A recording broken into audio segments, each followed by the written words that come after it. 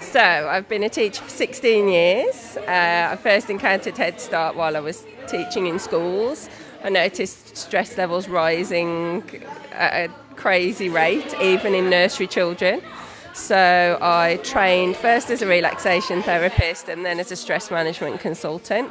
And now I work with schools to help children with stress management strategies, but also to help staff deal with it themselves and support children. And what do you think are the major causes of stress in children and young people today? I think a rise in expectation, a lot of demand is put on them at a younger age. I think we lose the ability to support them with things like resilience. I don't think they're taught those things anymore.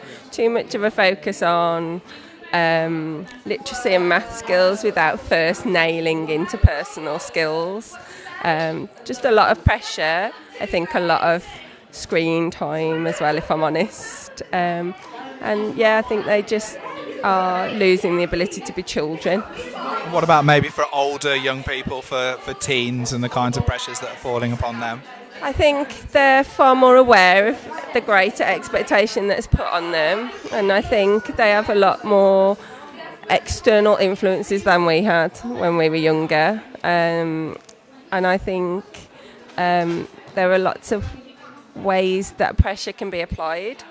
When I was at school, we never had revision classes in the holidays. We were trusted that we could do what we needed to do, whereas now they seem to have fewer escapes from the pressures, and that knock-on of not being sort of supported in how to be resilient and where to go.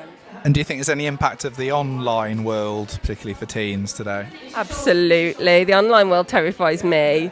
And I just think, again, there's no switch off from that. I think that it's really important for sort of face-to-face and having those support networks. I think the online world can be an incredibly supportive place, but it can also be a really dark and scary place for lots of people.